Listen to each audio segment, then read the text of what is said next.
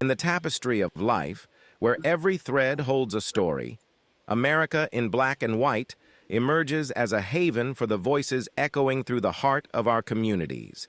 In this podcast, we wade through the rivers of our collective experiences, celebrating the vibrant hues of change brought forth by the whispers of hope and the roars of action. It's more than just a conversation. It's a journey into the heart of our society, illuminated by the light of those daring to dream and do. Join us, and let your voice be the melody that guides us toward a dawn where every color finds its place in the masterpiece of our shared destiny. Together, let's paint a future brimming with the positives that dwell in our minds and the actions that shape our world. Good evening, ladies and gentlemen, and welcome to another episode of America in Black and White, where we are coloring conversations on the canvas of America. Tonight, our special guest is James B. Kynes. James B. Kynes is a commercial real estate broker, entrepreneur, and founder of Rushman Moore Commercial Real Estate Group, an emerging independent commercial real estate firm specializing in tenant representation and business brokerage. Known for his strategic vision and principal leadership, Kynes works alongside entrepreneurs, developers, and growing brands to secure the right location and structure for long-term success. Rooted in Atlanta and shaped by a legacy of enterprise and self-determination, James brings a sovereign mindset to everything he builds, blending purpose, positioning, and ownership into his work. His entrepreneurial journey began in the grooming industry and evolved into a mission to help others build lasting ventures through real estate and strategic guidance. He is a graduate of Project REAP 2016, the Atlanta Commercial Board's Diversity Mentorship Program 2018, and Leadership DeKalb, class of 2021. In 2023, he was selected for the CCIM Mentee Program and honored as Entrepreneur of the Year by the African American Entrepreneurial Association, where he now serves as an ambassador. His upcoming book, 10 Rules to Entrepreneurship, Answer Your Call, Live Your Dream, shares the blueprint he's used to turn vision into value and purpose into power. Ladies and gentlemen, I'd like to bring to the show Mr. James B. Kynes. Hello, sir. Hello.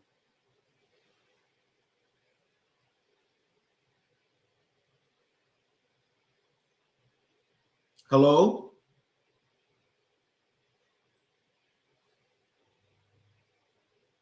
Mr. Kynes, are you there?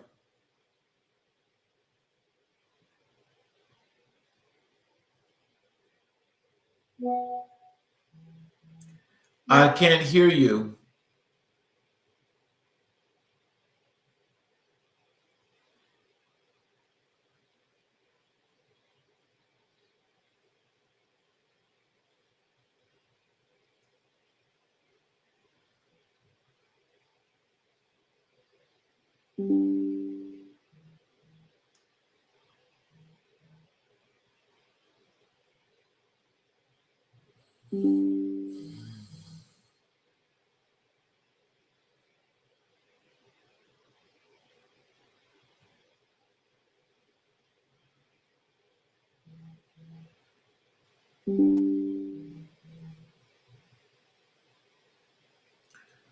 Ladies and gentlemen, let's give this a second. Let's try to fix the technical difficulties.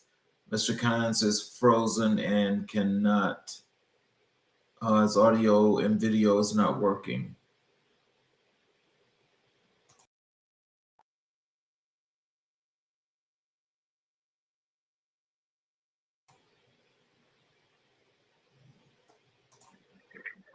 So can you hear me? Yes, sir. Can you turn off your other? Yeah, I'm about to turn it off. Refreshing something.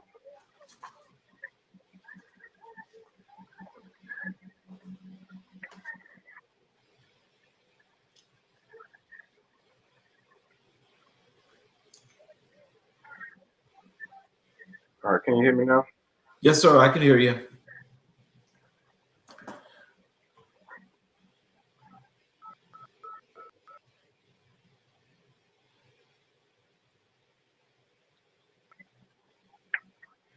Can you hear me? Yes, sir. I can hear you.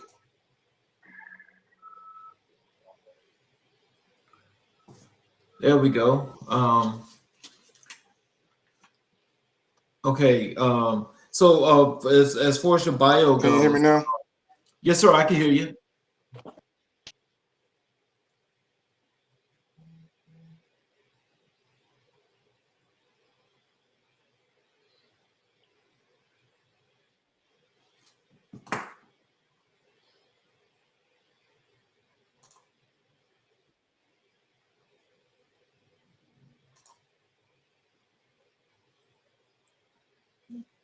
Oh, you good to go now? Can you hear me? Yes, sir. I can hear you.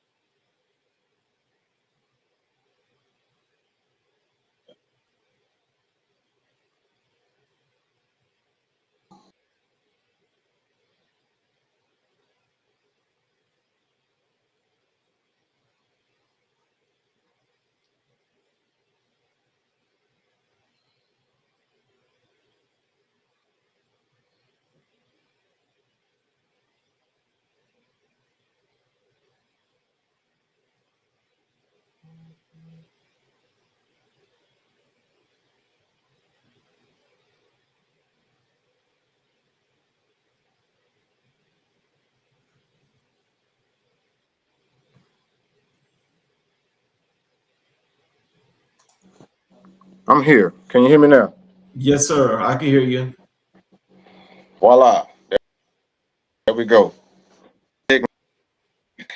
It's the new man's best friend, as they say. So welcome to the show. Is there anything you'd like to add to your bio before we get into the show? From what I can hear, you covered everything quite well from what I can understand, man. So I appreciate the opportunity to join you today, and just have a candid discussion and move forward, man. I apologize about the technical difficulties. This is you know, Uh, technology. no problem. Hey, look, we getting into this summer, trying to change seasons, so all kind of stuff is going on with this Hey, the electronic. energy, Yes, sir. Um, absolutely. I would like to start with your entrepreneurial path and business leadership. Okay. Uh, can you tell us what inspired you to pursue entrepreneurship and how did that journey begin? So entrepreneurship was actually inspired. I was inspired by entrepreneurship by my grandfather, James Smith, who was he was a scrap metal specialist in Cordia, Georgia. FY, in other words, he had a junkyard, and but he was his own boss, and he did other things outside of just moving scrap metals around the city. He kind of, one of the things I saw that he did quite well was he controlled his time. He controlled his destiny at the end of the day. I recall the time when I actually was called into entrepreneurship, and I think I opened up my first shop, first barbershop I opened up, and I asked him, I was like, what would you have done different in your path, as you grew and matured through business and entrepreneurship? And he was just like, started earlier. He was like, I would not have waited until like I was kind of forced to do it. And so he was, for me, kind of stepping out and on faith and making some things happen in that capacity. Like he was just proud of me that I took the leap and kind of took destiny in my hands to move my life forward in that direction. Oh wow! So I guess it's safe to say that being an entrepreneur is ingrained in your DNA. I truly believe so in some type of way, shape, form, or capacity. They say, our ancestors, they pass these things down to us. It's not unconsciously, it's very consciously. It's in our DNA, certain things. So, the leadership aspect. I think I was telling you when you and I having a conversation. I think I got an aunt. She may be watching it. she gonna find, she gonna be asking me who is Charles King, because you may be some kin to us. So we go, she may investigate you further. So we're gonna figure that out. But she's very my aunt is very, very I would say particular on just really ingrained in like that family history, like that family DNA, as far as like being very proud of who you are and where you come from your ancestors, and how certain traits that they were able to exemplify during their time of life and struggle and transition, from going from one era to another, how they were able to like persevere through those times. So just having certain things in you, this is definitely key. So I'm very appreciative of the family lineage that we come from. Wow. So what are the biggest challenges you faced in launching your first business? Launching my first business, the biggest challenge I think I might have faced was probably getting out of my way, which is kind of a journey struggle, because as we kind of accomplish certain goals, certain aspects, how to figure out what's next, and trying to figure out what's next. Sometimes like may not be what you think, may not be what it ideally may look like for you. Your path can definitely take you in different directions. Just kind of depending on how that frequency is calling you and what you're being called to do at the end of the day. But so I would say probably one of my biggest challenges would probably be like what most entrepreneurs face, would be the idea of having enough capital to do what you need to do at the end of the day. But I think out of that biggest challenge came my biggest accomplishment, and that was understanding that with the right faith, and if God called you to do something, He'll provide the means for you to do what you need to do. So you may not need everything that you think you may need. You just may need to have the faith to step out there and make it happen, and He'll provide the rest. And that's kind of what happened to me. So I can only speak from that capacity, because I know what I was personally dealing with when I launched my first business. So I just had to give Him the credit for opening the gateway and providing the resources for me to execute and deliver like a best in class situation. So I'm very appreciative of that. So what was that like for your family and friends, for you to take the path that you took? Because I'm sure that there were some that did not want to become entrepreneurs or just think of business in general. How did that, what was that like for your family and friends when you launched your businesses? So I think I got a book coming out probably by the end of the year. I'm just what I'm shooting for, called 10 Rules of Entrepreneurship. And one of the things I discuss is like the path of entrepreneurship based on like a divine calling, like something that so when I was called into entrepreneurship, like I was called to do something that I had no desire to fully do like full time. Like I was like a dream job that it was close enough to a job, but also close enough to entrepreneurship, where I had freedom to move around, but I still was working with a company that kind of had some some rules and regulations that I had to operate within, which was fine. Like that's no problem. But it was the dream job for me. It was something I had a strong desire to do, and that was working with athletes and in the business management capacity. And so I was doing that and was looking to take that to that next level. And that's when I heard a voice tell me to turn into a barbershop. And I was like, that ain't really like what I was trying to do. And when I heard the voice so emphatic, like I knew like it was something outside of myself telling me to make that move, right? And so I was obedient in the moment, and I would say reluctantly, like I actually was bucking, like it was something that I really was trying to just keep moving forward and not make the turn, but it convicted me so hard that I made the turn. I met the owner of the shop. I had a conversation with him. He had me come back and do a trial, like I think on that Wednesday, because I was, I grew up like, I started cutting like just backyard, barber, cutting with my friends, in the backyard at 12, 13 years old. Really started with my older brother. That's kind of how this like the clipper fetish began at the end of the day. But I made that turn. And the young man gave me an opportunity to start working in the shop, and I began on an apprenticeship with him.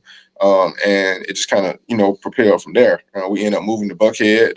From there, I opened up my first shop. So it affected my family because I came out of corporate America. Like I worked in corporate America for about 7, 8 years. And so, I tell people all the time, like when when you work in corporate America, like, and you have guaranteed checks, like you can budget your life different, like, because you know like exactly how much you have coming in, so you can develop your lifestyle based on your career. Always be looking for a job to pay you more, improve your lifestyle, to save more, or whatever your goal is. But and so that was our lifestyle. Like, you know, my wife, when we first got married, like I was, you know, I was working in corporate. You know, she had a job, and so I got laid off like twice in corporate America. And the second time I got laid off, my desire was to kind of take my destiny in my own hand. Like I just didn't like, you know, I didn't mind working for someone or working in the job, but you know, for me, it was just kind of like, you build a lifestyle, you know, you create a lifestyle, you try to, you know, start a family, you want to create stability.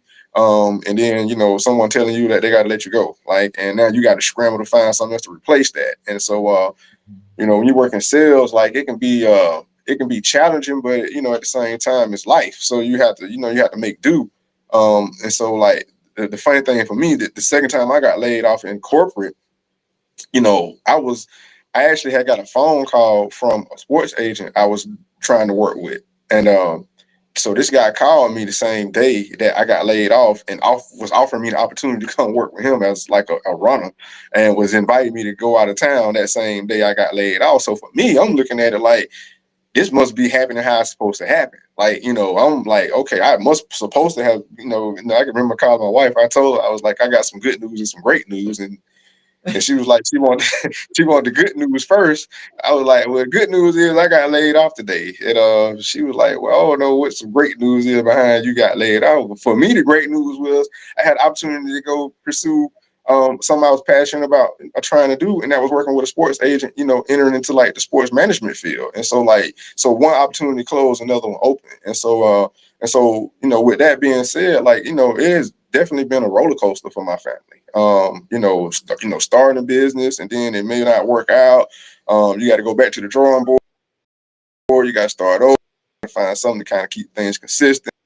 Like, so definitely, you know, I count it all, just, but you know, for as far as like the family is concerned, like it's definitely probably has stretch the bounds, you know, to be honest with you, because just of like, you know, no one is, you know, when you're building a brand, you building a business, and you know, you have to figure out like, you know, what you're doing and how to do it in a way that is efficient for, you know, what you have going on.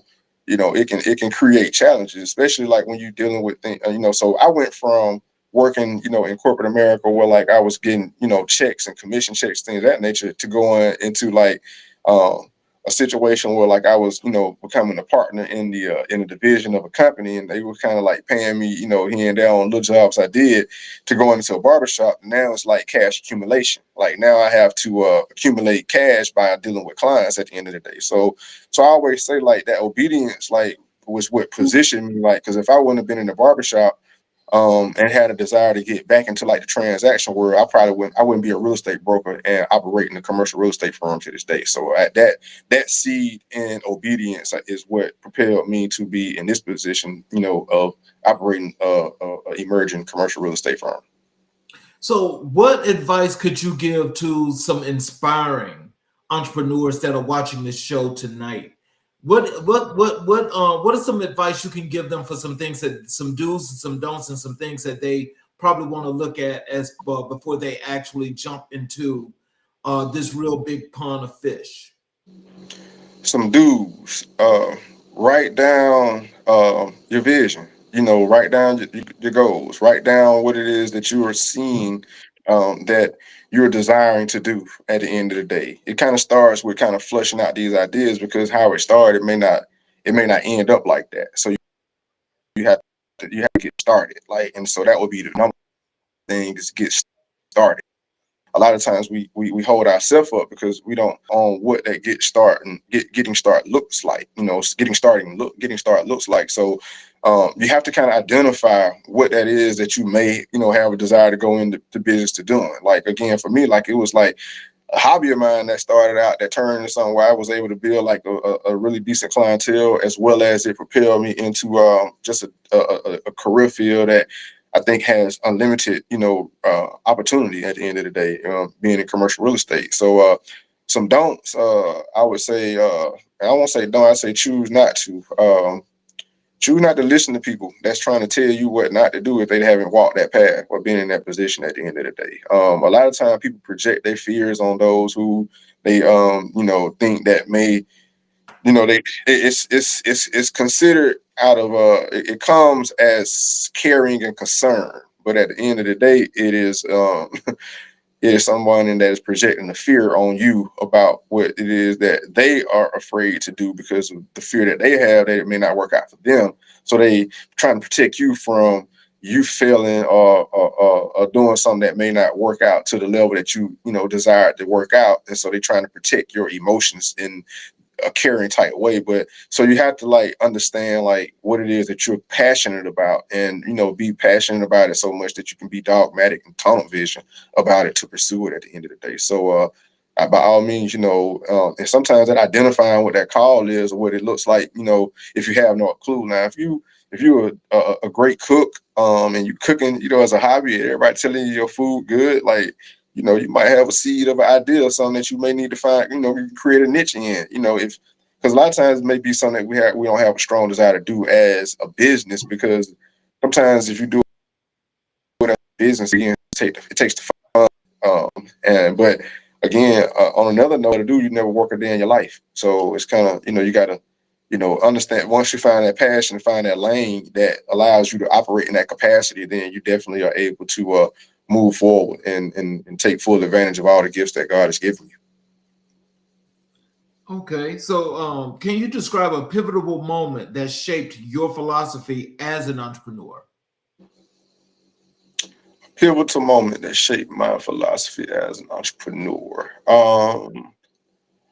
I would probably say one pivotal moment is probably when I had my first barbershop. I had a business partner at the time, and things went really, it was an idea that, from a creative side, I really like accepted the idea of the concept of what the shop was going to be, and kind of, staffed it and really, got it moving, and we were able to develop it and put it on the map and really, garner some attention or whatever. But at some point, within that, business relationship, it turned against me.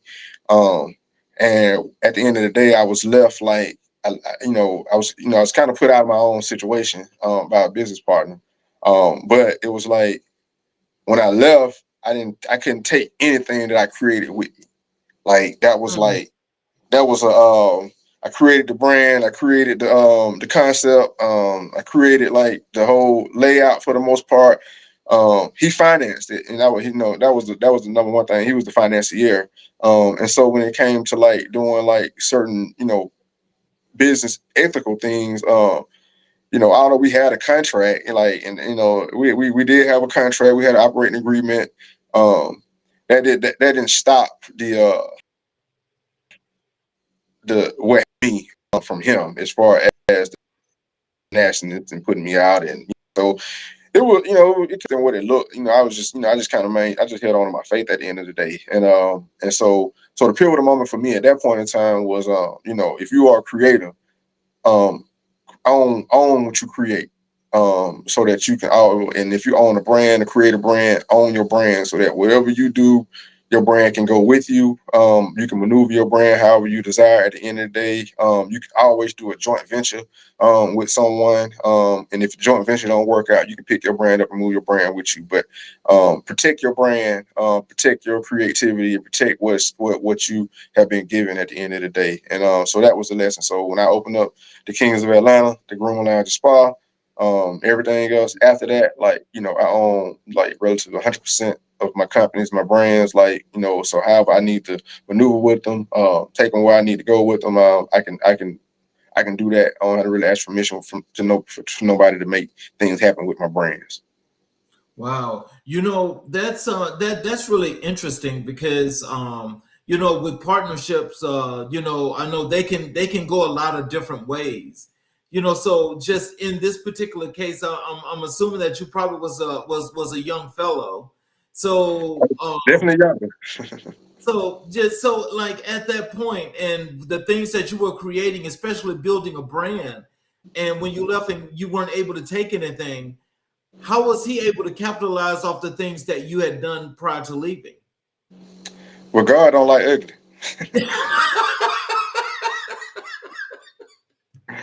God don't like ugly, and I'm God man. So at the end of the day, like you played me, you playing yourself. So needless to say, the whole chemistry, that situation didn't work out for them.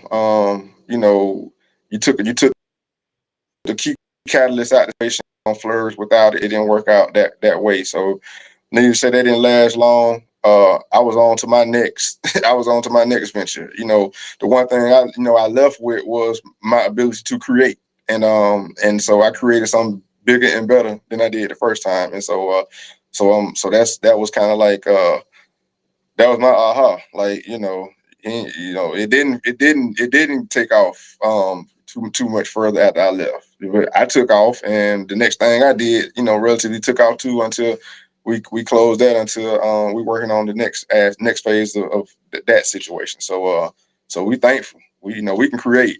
That's how I figured. Like once you become an entrepreneur, you can tap into like that level of I call it like creative power. We all, what they say, we all have like a portion of, God resides in us, right? If He resides in us, then we all have an ability to create. Like things we speak, they can manifest, right? So my thing is like you really can't never fire me, because I create my own situation, and I work it from there. At the end of the day, Rushmore Moore was born that way. Like I had Rushmore Moore kind of created already before I even got my broker license, before I even put it with a real estate commission, because initially, once I finished my, the REIT program, I was looking to work for a real estate firm. That was my idea of getting some experience in the commercial industry. But that was not the plan for me. So I had already had my, back end situation created at the end of the day. So if you don't hire me, cool. I love to work with you if we can, if we fit together, if you would have me. But if not, guess what? James B. Kynes Jr. gonna go create, and we're gonna move forward from there and build from there. So tap into your power of creativity. So how do you define success, and how has the definition evolved over time? I'm sorry, you broke up on that question. How do you define success, and how has that definition evolved over time? To me, success is the ability to identify what success is to you. Success to me is one of the most relative terms in our vocabulary, because like you know you somebody with you can be somebody with $1 million and be the most unhappy person in the world. You can be somebody who have relatively no material possessions and be the happiest person in the world. Like so what are you quantifying success off of? Like at the end of the day, is it like how much material stuff I can acquire? Like how many people I can impact? Like how many people can I help grow and get to another level? Like how so I define success on because I don't really like take the material things come and go. Like you know a flood come through and wipe out everything you got materially at the end of the day. But while the flood going on, are you impacting somebody? Are you helping somebody? Are you helping somebody through that process? Like while the storm going on, are you helping somebody? You worry about your material stuff, like So it's kind of like it was funny. I just heard this quote about when Jesus told the rich man, like he say, sell all your stuff and follow me. I mean, can you like imagine like a dude like just walk up to you talking about hey man, sell all your stuff and come follow. You got a lot of like think about you got Benzes, you got a big house, you got a mansion, it's decked out with all type of nice furniture in there, and you meet a dude and dude say, hey man, go sell all your stuff and come follow me. You gotta be like, man, what are you talking about? You know how hard I work for this stuff? I ain't for like so he held on. He wanted to have meant success to him at the end of the day. And then you had the one, the other person that, they didn't really have nothing. And she gave the lady, she gave the base bottom of what she owned. And he said, man, this woman is offered the biggest sacrifice of all, because she gave everything she had. You had everything and didn't want to give nothing. Like she had nothing and gave everything. Like so. I mean, I think how it has evolved. And as you ask how it evolved, it has created monstrous society out here, to be honest with you.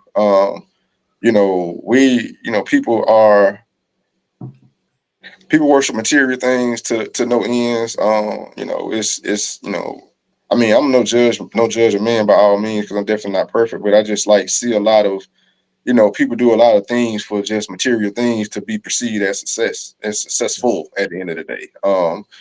And I've heard a term, and I think we've all heard a term about, called faking it till you make it, right? Um, sometimes that term is transition. So you gotta, when you faking it till you make it, sometimes it might look like you faking it till you making it because you believe in something that is taking you to that next level at the end of the day. So now it's like, how you measuring it is so relative, because what works for one may not work for the other. And so the main thing is, surrounding yourself with those who kind of can embody the frequency that you are choosing to operate on, so that you guys can grow at that same pace. And if you helping enough people and giving back enough, like, you'll have all the other aspects of success that it looks like, that makes it look successful at the end of the day. So that's kind of my take on it. Well, as I think of, you yourself, and I think about success and just looking and listening to where you say you was to where you are now. I mean, you are a very successful young man, because when you think about it, from where you started to where you are now, basically you have more control of an enormous amount of situations in an industry that's like more than just multifaceted, but it's all about global, just global living. I'll just put it like that. And so, with that being said, I mean, it puts you in several places. So it's like, success is definitely what you want it to be. But I can see how it's definitely evolved, because, hey, things don't just happen overnight. You got to make them happen. And you created your lane and you went through it. Absolutely, I appreciate that. I agree with that. In the CRE space, uh, it's definitely a being an emerging firm, minority owned. Like, I think, like, one of the things that I decided and chose to do, when I interviewed with a few companies, but and I was a 2016 graduate of a program called REAP, which is a real estate associate program. I love REAP because REAP really exposes, like, individuals to, like, all aspects of commercial real estate, and it was kind of like the true game changer in what I had going on, just to expose me to, like, where I needed to, like, really position myself in the industry if I was going to segue, fully into the industry. I was a general agent for a short while, actually, and that's kind of how my path started. I didn't intend for it to begin like that, but it did begin like that. And so one of the things that working with the REIT program, the exposure and learning about, like, the different components, the different aspects, who the players are, and how to maneuver within that industry. It was very, very eye opening to what was going on. But it was also like as they say, it was a kind of equipping us to go, work for some of the other firms that were looking to, build, like, diversity in their companies, which is great. It's always great to diversify as best you can. But my take on it sometimes is like, at the end of the day, don't swap all your power for, trying to be included. Meaning that, had I went and worked for another company, maybe a major company per se, a major commercial real estate firm, would I have the ability to hire, other individuals who look like me at the end of the day? Like, and if I did, what would that look like? What would be the cap on that? But I do know, as a broker at Rushmore Moore, like, we can develop and bring on, as many qualified, agents that are looking to build their commercial business. And as we choose to, at the end of the day, like, we don't have a cap on what that looks like, but we do have, we're looking for those that are out here moving and making it happen, definitely coachable at the end of the day. But I want to swap my power for to be included. You know, I like the idea of being able to add those that look like me into the industry at you know, at our own, you know, criteria rate. You know, if we, because my thing is like we get into like this diversifying thing.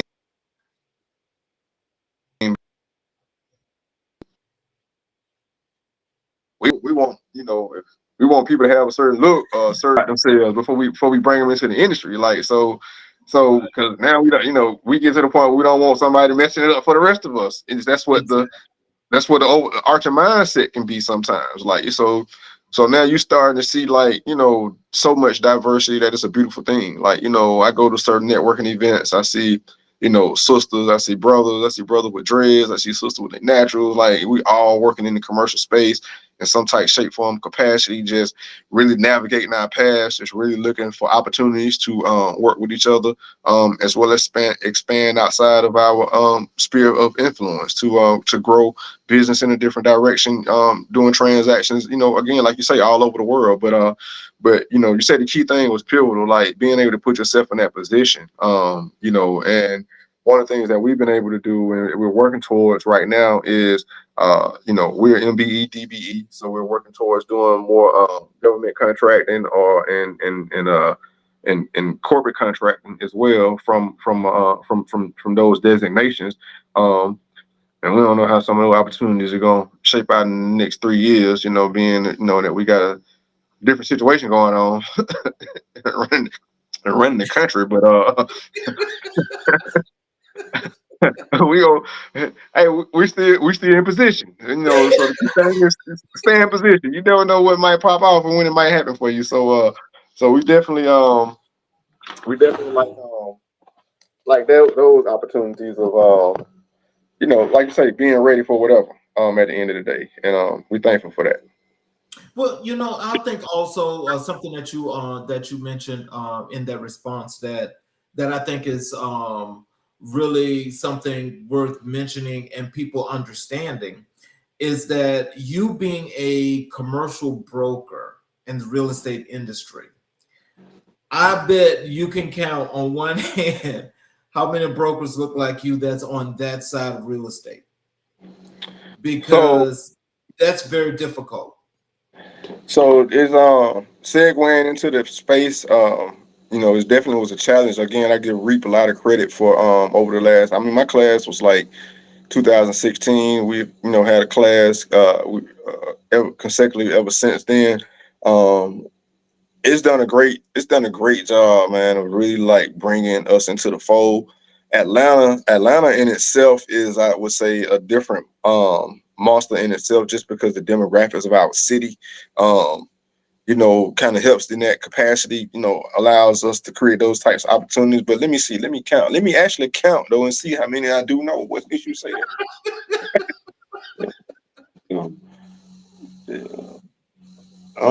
John, I'm at 4 right now. Okay.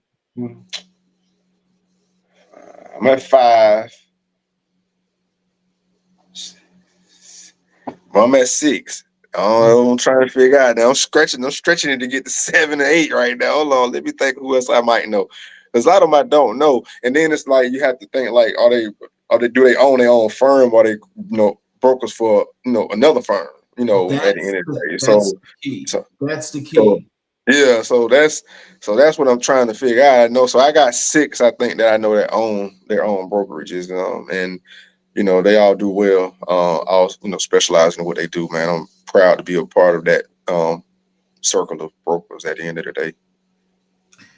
So, in what ways has your entrepreneurial work been shaped by your identity and heritage? What you say? In what ways has your entrepreneurial work been shaped by your identity and heritage? So man, my dad used to always say to us, like, growing up, you know, again, we didn't, you know, my dad was a minister. You know, he got called. Well, I was already on earth before he was called a minister. So before he got called a minister, he, you know, definitely was not a minister. Okay. But he, he used to tell us all the time, growing up, he was like, man, like, he was like, the only thing you got out here is your name and your integrity, like your name and your character. Like that was like his. If it was a theme for us growing up, like that was the theme of our growing up. Like he would always like talk to us about having character and having integrity, like, you know, and your name and your word. Like that's, without those, like you really don't have much to stand on. So for me, man, I just always have, you know, tried to do business in a way that I like to do good business. Like I like to sleep. I like to sleep well, knowing I didn't get over on somebody, or I tried to play somebody, or I, you know, tried to, you know, take advantage of somebody in that type of way. And so it has allowed me, I think, to create a type of clientele, like, you know, both, you know, with the grooming side, both as well as with my the entrepreneurs we work with. You know, it helps create a level of trust that I think creates the longevity of relationships that I think, you know, helps us sustain in business at the end of the day. Um, I mean, am I perfect? By all means, no. But you know, do I, you know, enjoy, like, definitely, you know, trying to do the best I can, you know, to make sure that everything is on the up and up by involved. I absolutely do. And so I think transparency, having a keen sense of self-awareness, of, you know, just kind of who you are and whose you are at the end of the day, kind of guides those principles in that regard. You know, I had a tagline for my grooming lounge at Spa, that said, you know, do you see a man that's diligent in his business? He should stand before kings and not of obscure men. And that's Proverbs 22 and 29. And that was just one of those things, like, you know, regardless of what you do, just be diligent at it. And like the elevation is gonna come if you are diligent at doing what you do. Like, and if you do it with some uprightness, with some integrity, like, you know, you'll be in rooms with, like, you'll be trying to figure out how you got in the room. But you know, your character, your integrity, like how you handle yourself, you know, your business acumen, you know, some of those things are gonna outweigh your talent. Some of those things are gonna outweigh your money. Like, there's a lot of people with money, they not good people. Like, I ain't judging them, but you know, a lot of people with money feel like they can talk to you any kind of way or deal with you any kind of way. Like they feel like, almost feel like they own you or they can buy you at the end of the day. Yeah. So you know, people, I think, put too much power in that, but you know, it's neither here nor there with me. But I just think that's one of the guiding core principles that I think, you know, we grew up with, and I think I try to live my life by for the most part. Let's transition over to commercial real estate and community impact. Okay. What initially drew you to the commercial real estate field?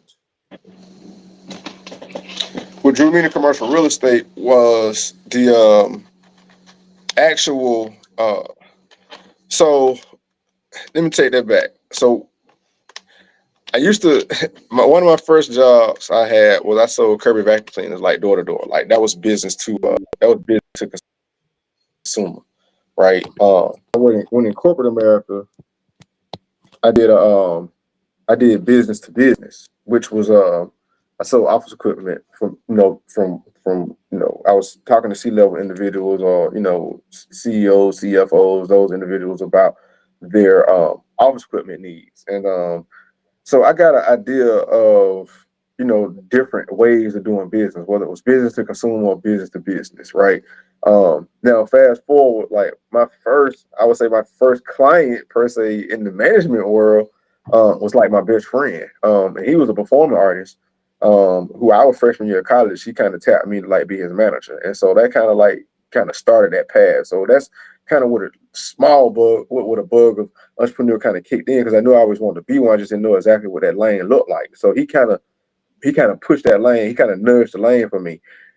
So as I progressed, and again, it transitioned over to me working with the sports management firm, and then then I got caught in the barbering. And at the time I was looking, when I was working with the sports management firm, I was looking to firm up my credentials, so that I had more credibility as I was out recruiting and doing that thing. And I had a degree already, and I worked in corporate, but I needed something else that kind of bridge the gap, as far as the core competency of what we were doing for these guys, as far as like helping them really like create and set up entities that position them to prepare themselves for, after their plan days were over with. So So as I was barbering, and I was trying to I was putting deals together from behind the chair. I had clients that came in, they were investors. I had clients came in, they had their own businesses. They were looking for each other. I was a catalyst and facilitator for those transactions. And my wife at the time asked me like, how was I gonna get paid from these transactions? And so I think it was like, my idea was I get paid similar to how I got paid doing any type of transaction, percentage of the overall transaction. And a friend that was an attorney, and some kind of way they were talking about that aspect of hustling that I was doing from behind the chair. And the friend suggested that it sounded like I was trying to do business brokerage. And business brokerage at the time was something that I never heard of. But she introduced me to some clients of hers, and they were business brokers. And as they began to describe like what the core competency was of what business brokerage looked like, it was spinning in my head like, yeah, that's the niche. That's a niche for me. I think I like that idea of that niche, because business brokerage was an adjunct function of commercial real estate. So our conversation ended with them telling me I had to get my real estate license, and so I ended up doing that. And so I got my real estate license with the idea of I'm moving into doing business brokerage.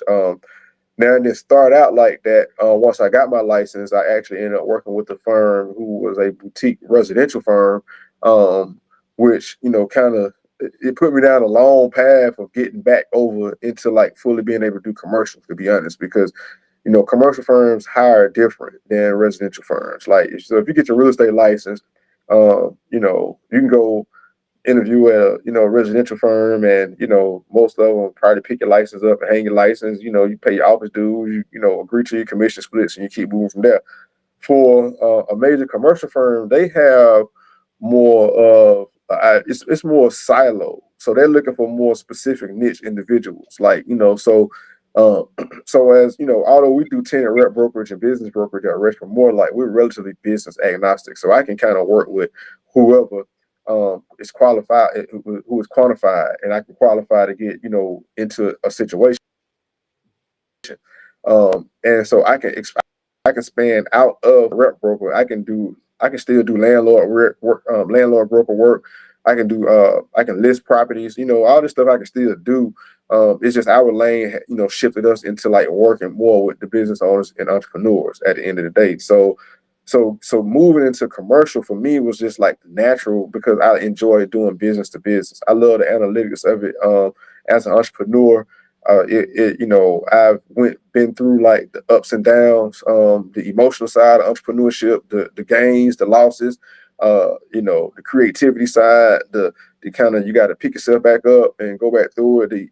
How it can uplift you and drain you at the same time. So tenant rep for me was like the language that I knew I could speak that language well because I lived in that world at the end of the day. And getting in commercial for me was like, it was the overall plan. It was the overall goal.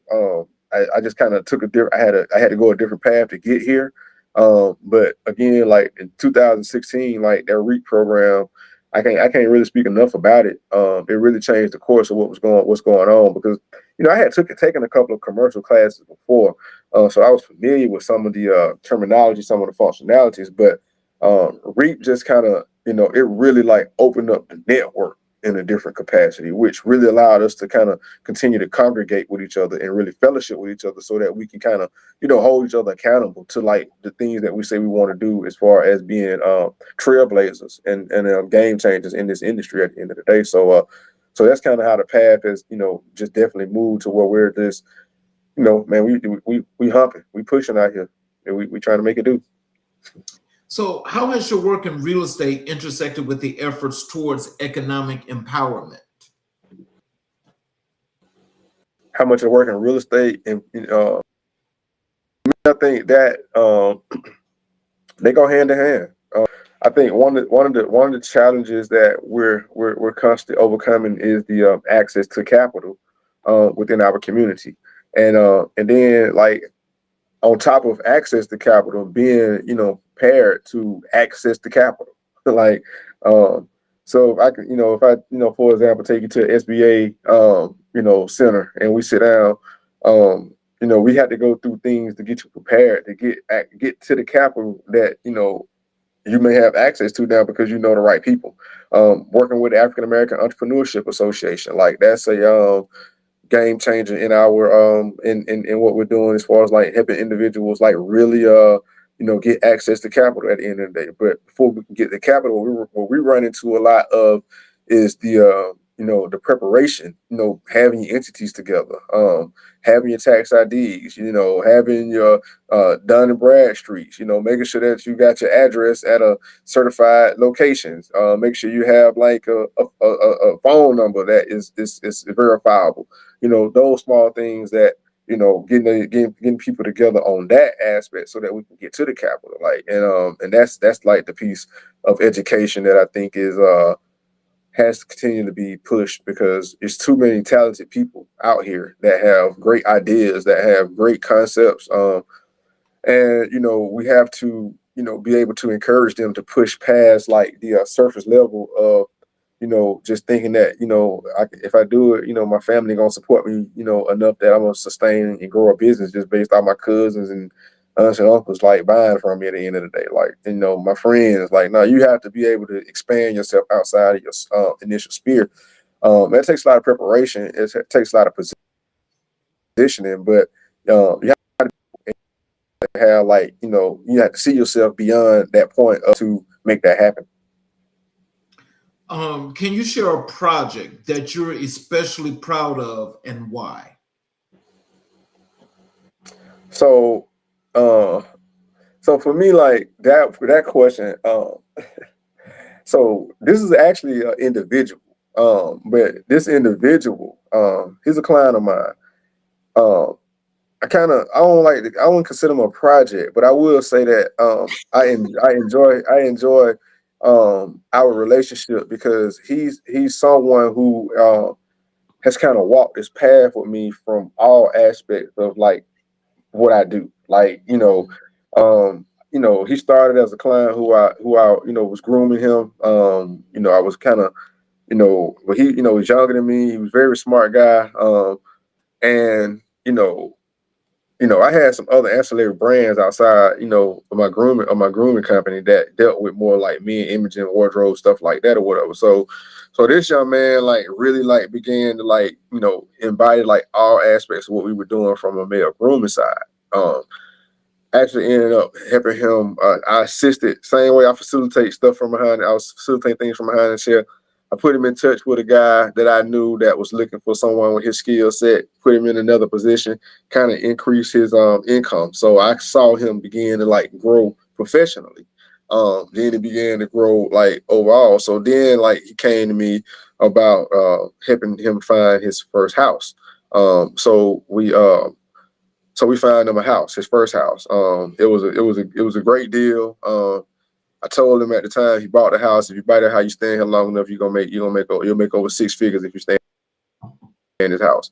So lo and behold, he bought the house. It was a condo. He stayed in it over almost 10 years, maybe about 10 years. So when the market was at its peak, is when him and his wife, they decided they were ready to sell that house. They were ready to buy a new house. And when he sold that house, what I told him was going to happen, happened. And so we were able to put him in like something else. But just that for me, like someone like him kind of like is the example for me, like your purpose is for real.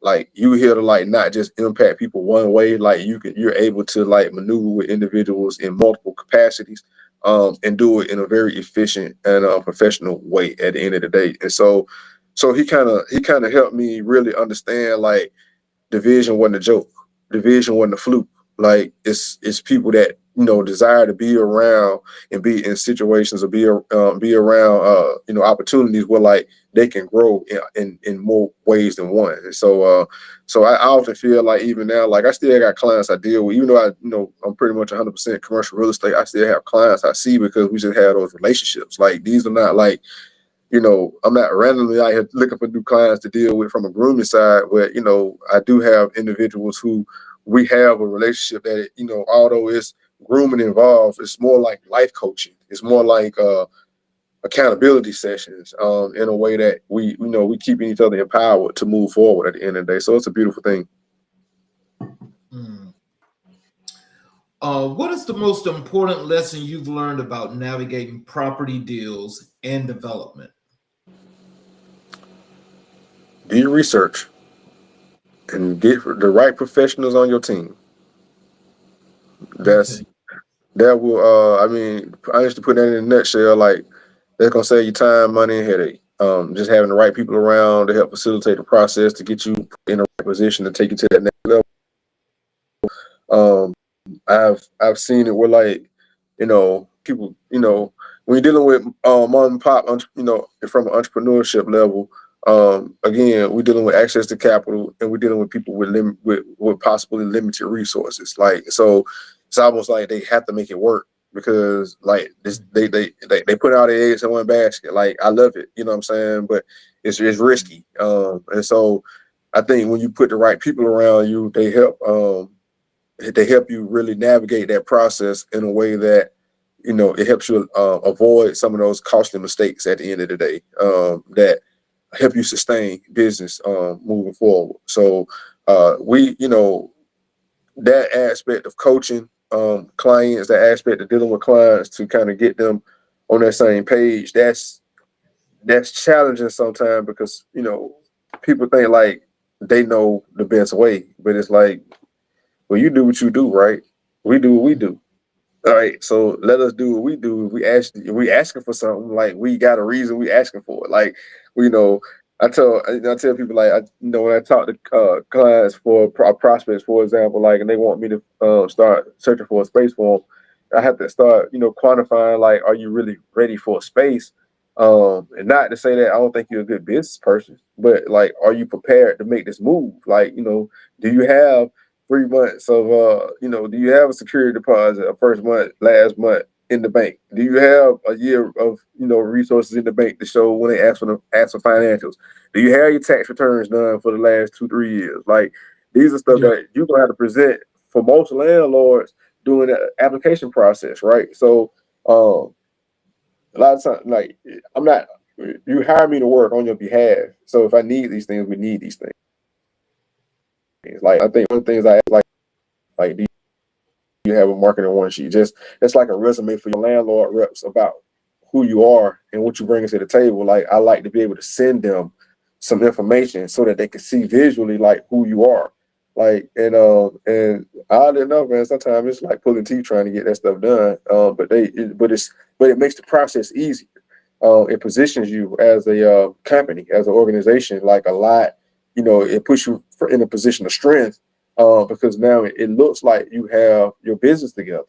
Like, you can be a startup and still look like you have your business together, and a landlord may rock with you, even though you may be rocky from a financial perspective, because they like your concept. Like, so a lot of times people think, like, oh, I got so much money, I got money, money, money, money. Like, money is not always a key leverage indicator in commercial real estate, and that's kind of a hard pillow to swallow for some people because they pride themselves with how much money they got. But it's not all the indicator on if a landlord will choose you or not choose you to go into a space. So I've actually seen it where, like, a client was a little less financially stable, but they had a really dope concept, and they won out over somebody who probably had more money than them, right? And so it happens. Like, so you just have to operate in your faith and operate, through faith that what's for you is going to be for you at the end of the day.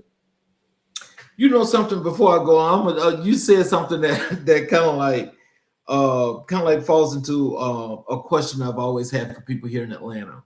Okay. When I first moved here, okay, I do taxes too.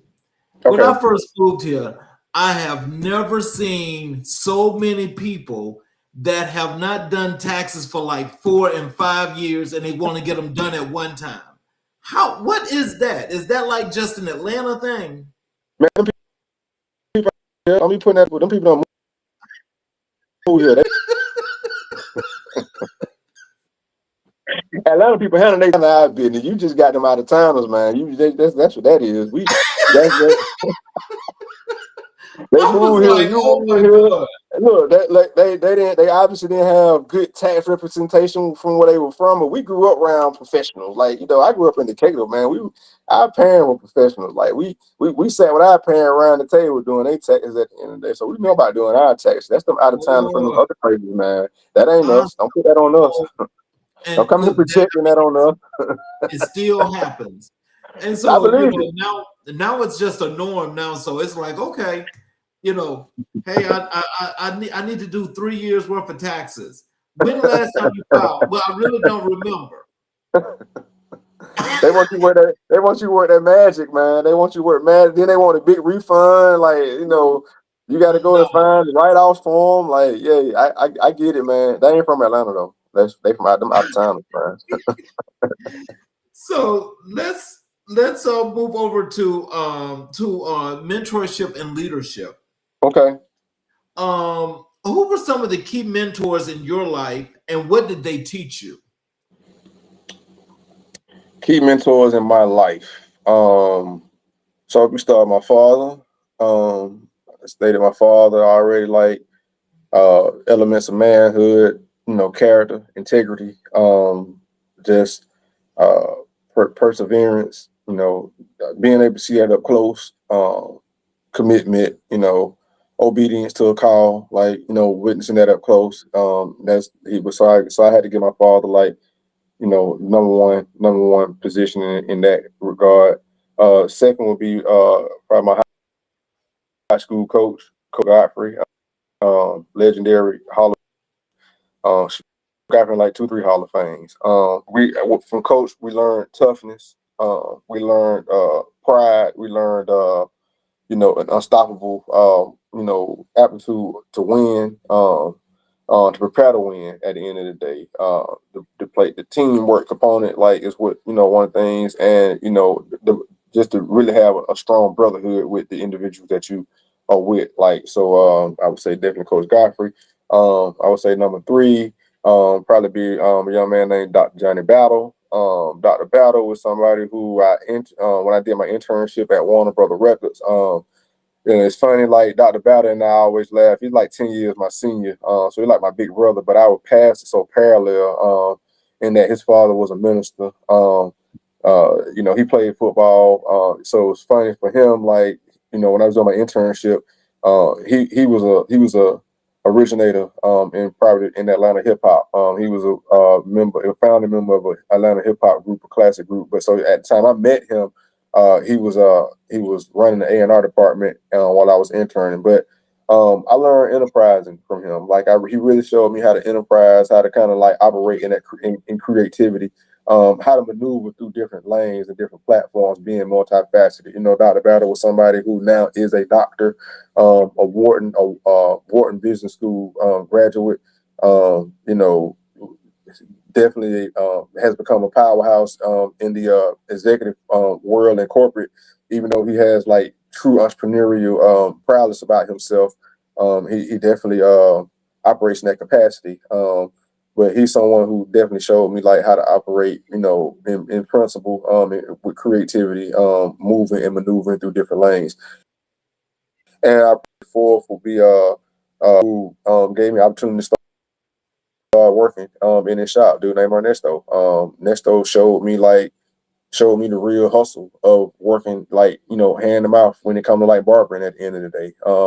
Showed me how to the ideas I had for my own shops. Like, he was someone at that time who really created these environments, these theme type shops. We had a 24-hour barbershop in Buckhead that we opened up and operated for years. Like, I think they still have a 24-hour shop that he kind of created that concept. And so from that platform launched me opening up my shops. It gave me opportunity to truly move into entrepreneurship.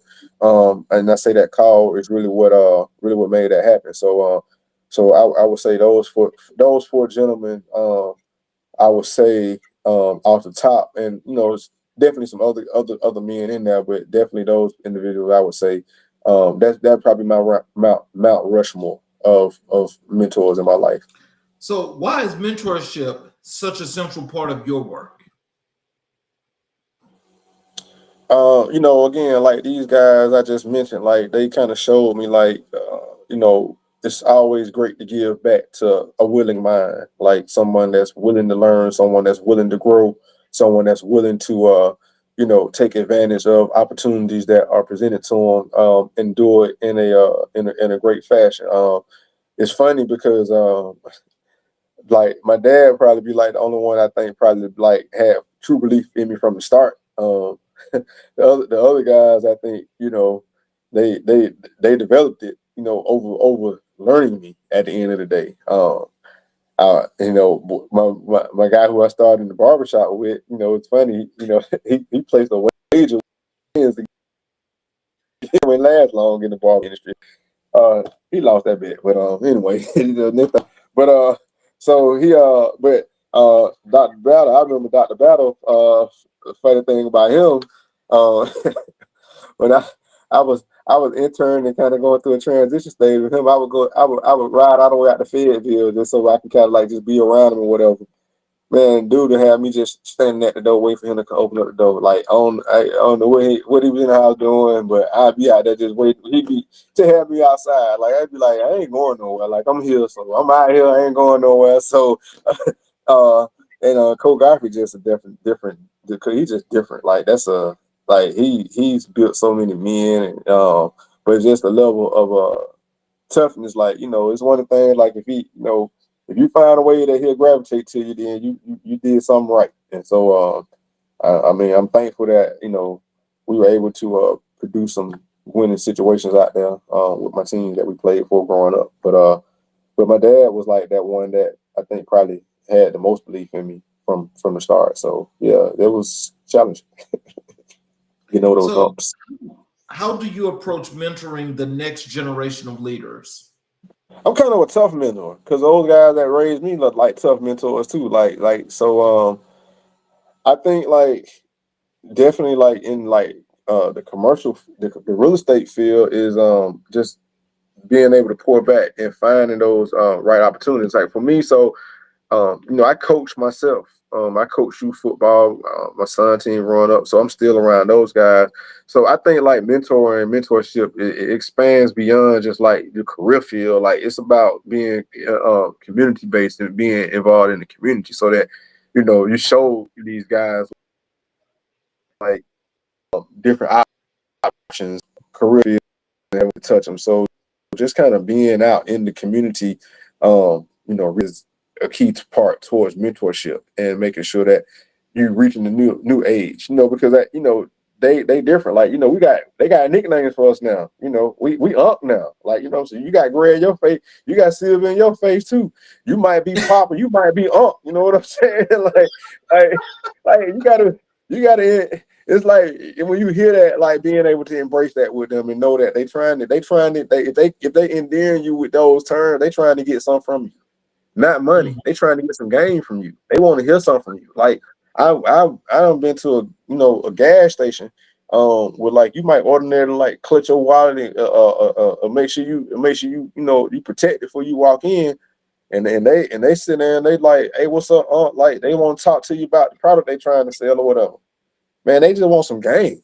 Like, they want game. They want that level of, wisdom from us when they see that silver in our face, man. Like it's something different. So being able to, alter how you do that, being able to be flexible on what that looks like is it's important because you got to, man, to be honest with you, a lot of older guys, man, they walk past them guys, man, they don't act like they don't want to be bothered with these young cats because they in their mind they think like these young cats don't want to be bothered. But I beg to differ. I think they desire to be bothered. They just want to be related to in a way that they're understood and not judged. Like and if we can get out the judgment realm, we can learn something about them. They can learn something about life, and hopefully that can help them put some of these pistols down, and operate in a realm of creativity where they change. You just never like a three-man that that's standing outside trying to sell water might you don't know how that might keep. But see, you have planted in him that might help him change his life at the end of the day. So Man, I'm way bigger. I'm bigger than just like let me go mentor a kid that's in college, because he trying to get a good career path. Like that's cool too. But I'm about really like, I might pull up and holler at the young, as they call them young jit, or they say they got turned to, they call them YNs, like, you know what I'm saying? Like, I call them YKs though, because I like to call them young kings. You know what I'm saying? That's what I call them. I pull up on them, I be, what's up, YK? They be like, YK, what that is? I be like, man, you're a young king, man. What you talking about? Oh, appreciate that, appreciate that, like, yeah, like, what you got going on out here? And they start having conversation, and you figure out what's going on. And like, when you can give them a word of encouragement, man, it was funny. Like, funny you mentioned that. I had a young kid, I'll say young man. Uh, I'm sorry. I had a young man. I pulled up at a gas station one day to get some gas. Like, it was in the city over off the north side. I had on my Rushmore Moore polo shirt, right? I got the logo embroidered on my polo, and so, man, he asked me. He said, "So you do real estate, huh?" He was like, "Man, I'm interested in getting into real estate." He was like, what you think I should do?" Um, I was like, "Well, do what you trying to do? Like, what aspect of real estate you trying? Just start asking some preliminary questions or whatever." And so he ended up telling me that he was just finished culinary school. He can cook. He was a chef.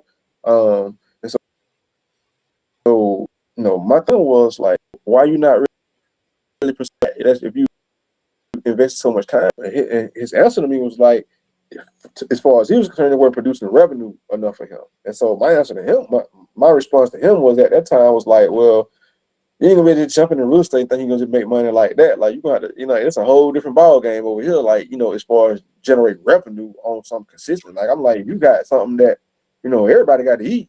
And everybody like to eat. So if you're good at that, that's something that can put money in your hand every day.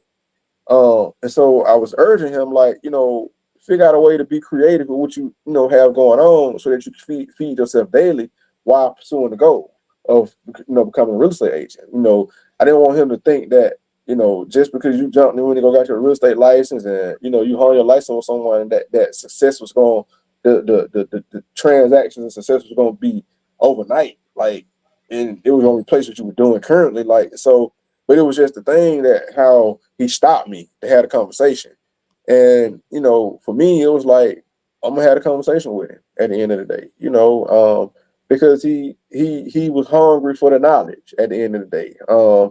And I had it to give him. And so I was cool with sitting there having a conversation with him. And I don't know, how he's moved forward, if he took it in stride, or kept moving, or I don't know, but I know I sowed the seed that day. And I think, like, if of us as older OG, as they call us, unks and pops and all that, man, we got to take time to alter how we mentor and how we reach out to these young men.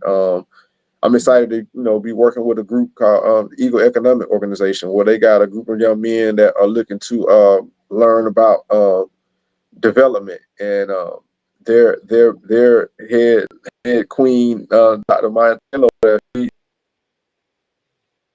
she to build actual development, finding the right space, the right location, and putting together the right team of individual who's willing to come and, again, share their expertise with these young men at an early age, so that they can create something that can hopefully be sustainable, but also get them exposure into the industry, that it can alter all of their career paths at the end of the day. So just stepping out the fray, being creative and looking for those opportunities, I think is important, as far as mentorship is concerned to me. Mm. So, what have you learned from those you've mentored? What have I learned from those I mentored? Man, I think what I learned from those I mentored. I think definitely that's a good question. What have I learned from my mentees? I think I learn every time I take on a mentee, I learn how to become brand new. How to That's interesting. That's yeah, interesting. I learned how to understand, like, you don't have to know it all, right? Like, you don't have to have all the answers. Um, it's something about that, enthusiasm of just trying to get your business moving, just trying to get it started, trying to get in the right positions, that it often reminds me of the path that we journeyed. And so it kind of keeps you refreshed, in a sense. So I might have someone I mentored years ago, um, you know, in a career strides, and I'm always like grateful. Actually showing me that it's okay to reinvent yourself. It's okay to try new things. And it's okay to, sow those seeds in someone, and watch them and let them go and watch them flourish and walk and watch they and move within their path at the end of the day. So that reinvention thing, I think, is always key, because they always bring stuff new to you that make you, when they bring ideas, you have to think about the best way to kind of consult with them to, make it the best way. And sometimes, like, that best way is telling them to pursue it how they seeing it. That's interesting. I've actually had the opportunity to speak with lots and lots of young men. I always have the positivity, the words of encouragement, to keep them going or uplifted or whatever have you. But the thing that I've found, which I'm not saying it's a bad thing, but I know it's just kind of like something that maybe just natural, but it's like having to continue to get the follow-up, because I always say, if I'm going to invest my time, I need to know that you're vested. And so And that's why I say I'm a tough mentor. I agree with you on that. Now the mentees these day and ages, some kind of way think that you're supposed to be calling them more and they supposed to be calling you. Like, and that, again, like, when I was mentoring, when I was a mentee, with Dr. Ballard and some of these other folk, man, I'm talking about, I'd be outside, sitting outside the porch. I'm so thankful for them. The neighbors ain't called, neighborhood watch stuff, because I'm sitting out there. I'm like, man, you got it. I don't care how long I gotta wait. I sit out here. I be in my car. I go out here. Come knock on the window when you're ready. But you got something for me today. And I'm coming to get that. So it ain't that physical. It ain't that material. You got some wisdom for me today. You got some knowledge for me. I need to come get that. You know what I'm saying? Like, but now, like, if you ain't calling them, like, you supposed to be pursuing them like they clients or something. Like, hey, bro, I got the game. What you talking about? Like, if I got to call you and give you the game, then we need to move to a coaching program, right? Like, not a mentor mentee program. We need to be in a coaching situation. Like, and then at that point, you're gonna swipe the credit card. So I'm definitely not calling you to come to your own session that I'm gonna have set aside for you. I ain't gonna call to remind you if you do that. Like, so that has been a difference that I've noticed. Like, and then it's like, they want to tell you what they want you to teach them.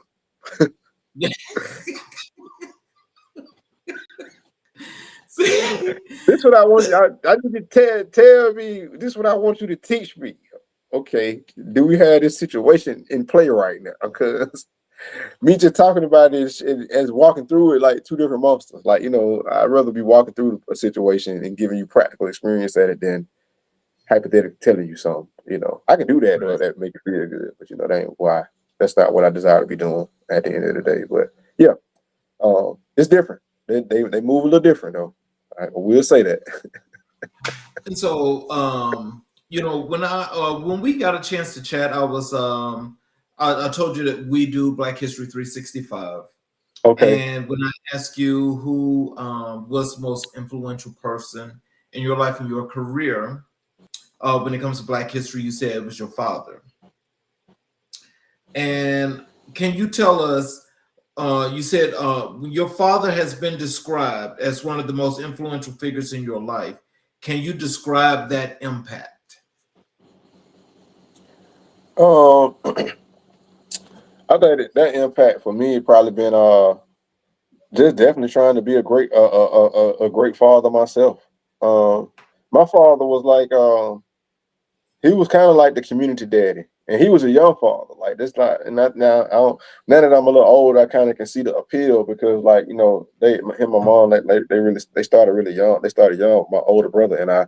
So now that I look back on it, he was kind of like for some of them kids, he was like old enough to be like their big brother. He wasn't old enough to be their daddy, but he was mature enough to kind of like have influence. Like so, like he grew up like we grew up like he was over the Boy Scouts in our community. Like so, we had kind of like the house where all the kids kind of gravitated to, and like this like for him it continued like pre pastoral life and then post calling.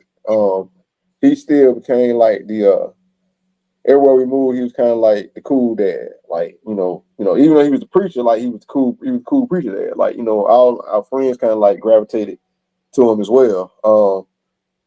So I think like just being able to give back to others in that way, even if they're not my kids, just being able to give back in a way that, I love you like my son. Like, you know what I mean?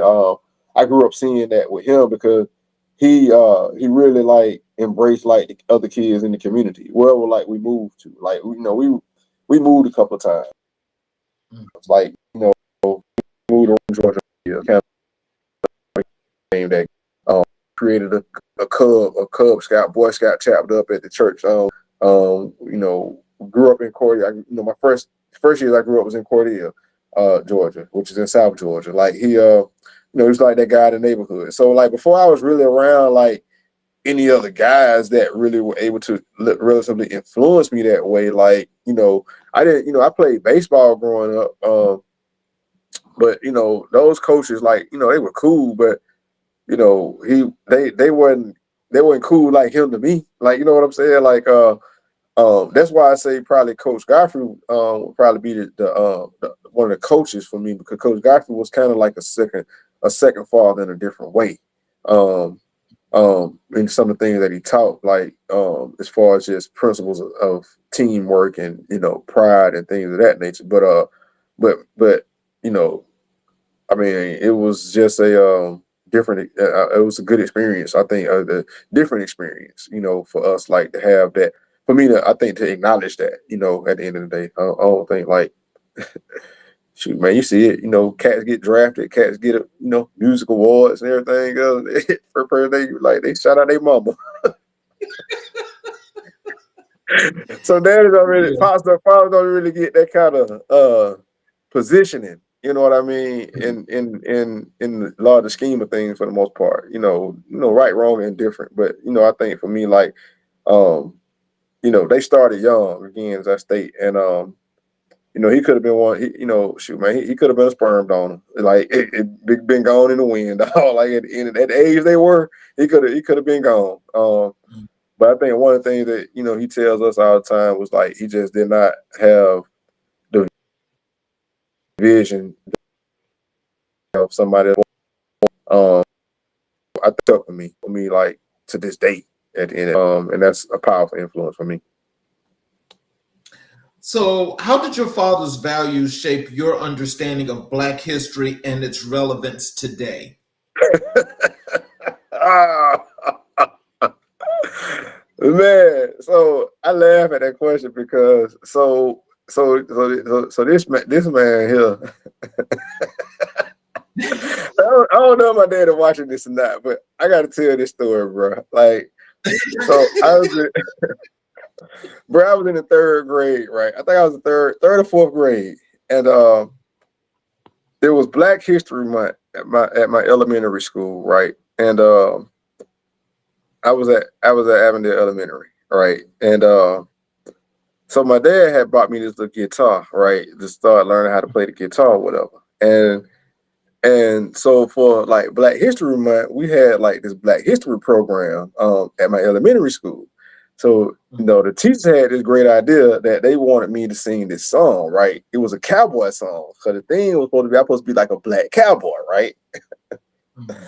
So the song I was singing was it was called The Girl with the Strawberry Hair. And so they had me on stage serenading this song to this white girl who had red hair. So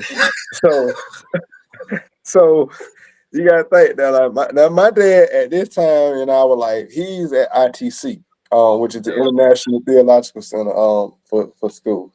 Like, bro is in his like pinnacle of Black history. He's at the pinnacle of his Black empowerment phase of his life, being at ITC, right? Learn like this.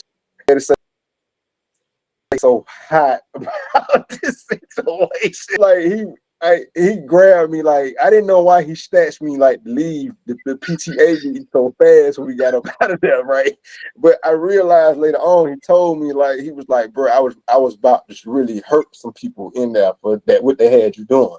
Like that really bothered him. Like, I didn't realize the impact of it until later on. But because first it's Black History Month, and then he's like, I know y'all ain't got my son up here singing this song to this girl, like doing Black History Month. Like he was at the pinnacle. So that kind of like that was one of the funny stories. But it shaped it though. The other aspect that how he played a role. Like he introduced us to early on a man named Asa Hilliard. I don't know if you're familiar with Asa Hilliard, but Asa Hilliard was an Egyptologist who studied Egypt, and he came and taught. He taught about the history of Egypt, the pyramids, things of that nature. That was like the first time I was exposed to like African history in that capacity. And it's like ever since then, like ever since he brought Dr. Hilliard down to speak to us, like I just had like an infinity of understanding our history. So like I think I told y'all. So like my father was like part of influence, but as I continue to grow, like I learned about like the Moors Empire, and like how they influence like history. That really like impressed upon me as well, just like how to kind of take pride in who you are and know that you operate in a sovereign capacity to take over and conquer land and improve the land and take it over and take it to that next level, which is part of the etymology of our name, Russian. We wanted to get homage to that aspect of our identity. Okay. So what stories from your father's life continue to fuel your work and mission? Part of his life, I would say, I'm gonna give you his number and let you interview him too. He's dynamic as well. Live to his own story, yeah. But no, man. So my dad, just the self journey, that he's experienced. A brief part of his history is my dad was adopted within our family, at birth, and so he kind of grew up. He grew up with his actual cousin, his mom, his father. He grew up playing, with family reunions and stuff with his actual brothers at the time. He thought they were his cousins and stuff. So around that same time at ITC is when I think he had a conversation with my grandmother about just unleashing this, kind of, okay, let's take the veil out the secret. Like he didn't want to keep living like that. And so being able to see him from that phase of self, that aspect of the veil being taken off, him being able to actually meet his actual father, at almost 30 something years old, like finally met his father. That, seeing him really like mature. I saw it change him as a father because I think he became more whole as a man. At the end of the day, he was able to kind of fill in like he was able to fill in gaps within himself you know, better, more aware of who he was at the end of the day. I think like a lot of times when we grow up, like we don't have like certain pieces, like, you know, of our parents and, you know, certain history, like certain aspects that we can, you know, it's hard for us to get those identity pieces because we just don't have them. They haven't been assessed to us. So it's like you say, it's in our DNA. So part of our DNA is actually searching for this. Like it's asking to be released at the end of the day. But it's also like, you know, it's almost like a phone charger, right? You know, you got, you know, you still have to plug in, right? So if you don't have like those conversations with your family members to understand like how some of these dynamics are playing out in your life, you kind of like the DNA there, but it's not plugged in. Like, so you can't get the full picture of what that looks like. So you kind of grow up like not having that full picture of who you may be through like your heritage at the end of the day. And so we were blessed that, you know, he was able to really rekindle with that side of his family. That's the Kynes side as well. And we were able to really learn like that aspect of our history, and grow from that capacity. But watching, you know, witnessing that growth aspect for him, man, you're gonna make me write the man autobiography.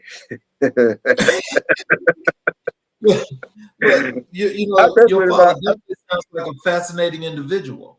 Man, you need to go on and probably put him on, man. You know, he do podcasts too. Him and his wife got a podcast too that they do. So they might bring you on, or vice versa. He, you know, Mhm. he definitely has his own platform. That's for sure. Right. Last question for you. Uh, Did your father uh, influence your career choices or the way you lead? nah, he ain't influenced. That was well, I'm okay. Well, yes and no. Let me say that. The career choice was influenced by him. As far as the barbering side, that was kind of flukish. Because so my dad used to cut our hair. My brother and I hair growing up. He just kind of decided he wasn't taking us to no barbershop no more. He got him some clippers and started cutting our own hair.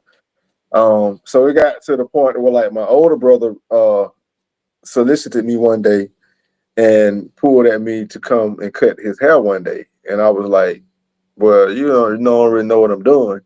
And his reason for doing it was he said, well, I don't care, man. I just don't want daddy to do it. I was just like, well, why you want daddy to cut off my hair? Hey, oh, okay, whatever. So, you know, I was the adventurous one. I probably wore more whoopings than all of my siblings. So I went where my daddy had his clippers hid. I pulled them out, and lo and behold, I chopped my brother head up. It was an awful thing. Which is funny to me because my sons ain't tore each other head up yet. And I got 10 times more clippers than my dad had. And they ain't went out there and picked them up and tried to cut each other hair at all. Like I don't know. I can't call that one. But so that experience with start my brother is kind of what started the whole clipper thing. So he kind of influenced that aspect. So with that being said, had I not ever picked the clippers up, I would never probably have been called into barbering. And had I not been called into barbering, I wouldn't be in the real estate industry right now. But so it was a seed per se. But getting into like real estate and being in real estate, that was a God divine thing. That placed my skill set. Okay. So, in closing, what are some Mhm. words of wisdom and encouragement that you have for our audience, as well as how they can connect with you on social media, how they can visit you at your website and learn more? What are some of those things you'd like for them to know? Words of wisdom. In entrepreneurship, answer your call, live your dream. What that looks like. It looks like being in your lane, being in what you are divinely called to be doing in life at the end of the day. It's a lot of opportunities. It's a lot of people that are coming to you with different things to do. You should try this, you should try that. Ultimately, you have to find what that call is that you have been designed to do and put here to actually fulfill your purpose here in this on this planet. You know, if you need assistance, like elevating your concept, there are professionals out here who can help you, like, create your brand identity, who can help you create websites, things of that nature. But all in all, tap in. And if you don't know who to reach out to us. I'm an ambassador for the African American Entrepreneurship Association. We have some resources that we can put you in touch with to help get you prepared, to get you access to capital, to also, push your brand to that next level. When it comes to commercial real estate and spacing and finding and site selection and things of that nature, by all means, we would love to help position anyone who has a great idea or unique concept the best way we can. We're able to operate in any capacity. Far as the brokerage is concerned, we can find your office space, retail space, industrial space, land. If you have a business for sale, we can help you sell the business. To acquire business, we can help you find that business as well, negotiate the deal, facilitate the process table. If you definitely want to follow us, you can find us on all social media fronts. I'm at James B. Kynes, that's Kynes Jr. And it's that across the board. You can also follow our brand. It's Rushman Moore, REG. That's RUSHMAN, Moore, MOORE. REG as in real estate group. Man, I love for you to follow us. I love for you to definitely stay tapped into what we have going on. We have a podcast too that we're launching called Commercial Conversation Series, where we actually be talking to like business owners and entrepreneurs about their journey, about their site selection processes and things that they've done in order to sustain themselves, what endeared them to certain communities that they are part of, how they're sustaining in those communities, how they give back to those communities, things that, have transpired along their career path, their journey, things that help you expose you to just different opportunities and give you the insights to navigate the path of entrepreneurship that you have for yourself as well. So, man, we definitely appreciate the opportunity to spend time with you today, Charles. I don't know my aunt looking, but she might be trying to go have you pull out that family tree so she can try to cross-reference to see if we some kin somewhere. And if you are cousin, I'll see you at our next family reunion. Yes, sir. I want to thank you for taking the time, to be here and to deliver some positive news and encouragement for our audience, because, we are about community, and community is where it's at because, again, that's our whole specialty. Everybody can watch the show, but our goal is to connect and build, expand, and grow our communities because the resources are definitely lacking, but, reaching back and doing what's necessary is where it's at. Absolutely. So for those of you that are watching the show tonight, again, this was another great show, and you got to hear James talk about not only how his career path started as an entrepreneur, but where he is right now. What he has epitomized for us tonight is what success looks like. So success is what you want it to be, but how you also operate in that space. So just think about this. As a commercial real estate broker, and he is a man of color, there are definitely not an enormous amount of people in that industry that can fit the space that he fits in because he is one that has his own firm. So in other words, success is not determined by monetization, but a success is determined by what you put into it and what you feel like. This is what I want it to be, and I want to make it this way. So that's what he has just shown each and every last one of us tonight. So I suggest that each and every last one of you reach out and learn some things, as to how things are, how you want things to be, and learn a little bit more about his journey. Because, again, when we see people that look like us that are doing things that we like, a lot of times we don't know how to do that, but he just left the contact information for you. So I want to say, as you guys watch the show tonight, for those of you that have not subscribed to the YouTube channel, I would ask that you please take the time to subscribe and get all of the notifications. For you can watch this show again as many times as you like, as well as all of the other previous recorded shows, because I can guarantee you that each and every show here on America in Black and White is definitely a teaching moment for each and every individual, for all of our communities to grow and expand. So I want to thank you all again tonight. Thank you, James, and hopefully we can have you back again. And I would love to see you guys again tomorrow night, for we have another great show. And again, have a great evening. Thank you for watching America in Black and White, where we're coloring conversations on America's canvas. Have a good evening.